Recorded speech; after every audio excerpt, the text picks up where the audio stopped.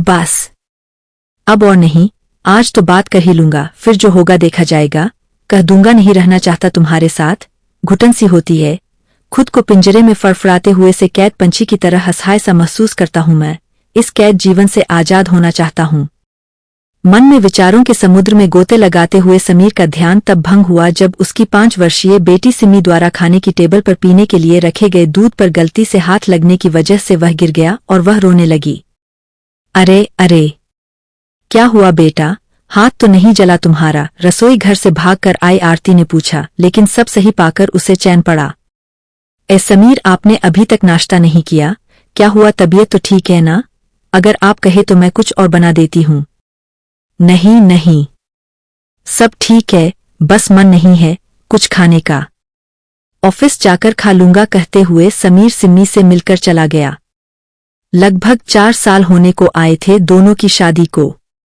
समीर के बड़े भाई की आकस्मिक निधन के बाद सभी घर वालों ने हालातों को देखते हुए आरती की शादी समीर से कर दी थी, यह सोचकर कि माना आरती अपने पैरों पर खड़ी है, लेकिन जिंदगी अकेले नहीं बिताई जाती। 1 साल की सिम्मी को समीर ने बिल्कुल अपनी ही बच्ची की तरह पाला व पिता का प्यार दिया व अपनी सारी जिम्मेदारियां निभाई। पर समीर और आरती के रिश्ते में सम्मान तो बना, लेकिन प्यार का बीज नहीं अंकुरित हुआ। शायद मजबूरी में जो बांधी गई थी यह डोर। इस रिश्ते को निभाने की आड़ में छुपी समीर की बेबसी आरती को दिखाई देती थी। वो समझती थी कि समीर का अपना खुद का भी जीवन है, उसके मन में भी अपने हम सफर को लेकर कई अरमान होंगे जिन पर वक्त की मार से पानी फिर गया।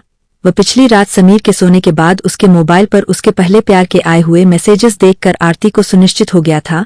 इसीलिए आरती भी अब इस बोझ तले अपना जीवन नहीं बिताते हुए समीर को तलाक देने का फैसला कर चुकी थी। समीर के ऑफिस से घर लौटने से पहले ही आरती जा चुकी थी। वह तलाक के दस्तखत किए हुए पेपर के साथ लिखी हुई चिट्ठी पढ़कर समीर भावुक हो गया था, जिस पर लिखा था कि समीर, तुमने आज तक जो भी मेरे व सिम्मी के लिए किया वह निस्वार्थ था, लेकिन ऐसा करते करते तुम कब खुद के लिए जीना भूल गए तुम्हें खुद ही नहीं पता चला। इसीलिए आज तुम्हें इस रिश्ते से मुक्त करती हूँ। अभी सिम्मी छोटी है तो समझ जाएगी, अगर बड़ी होती तो शायद यह सब कुछ आसान नहीं होता। एक पिंजरे में कैद पक्षी भी कैदमुक्त होने के लिए झटपटाता है, लेकिन तुम तो एक इंसान हो जिसे बेमन किसी भी बंधन में बांधने का मेरा कोई अधिकार नहीं।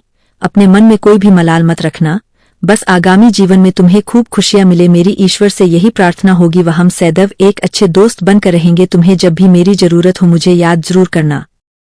आरती की यह चिट्ठी पढ़कर समीर स्तब्ध सा हो गया था। कुछ समय के लिए यह सब स्वीकार करना मुश्किल सा था, मानो ऐसा प्रतीत हो रहा था कि आज उसका घरौंदा टूटकर बिखर गया हो और वह मिट्टी के खंडहर में खड़ा हो।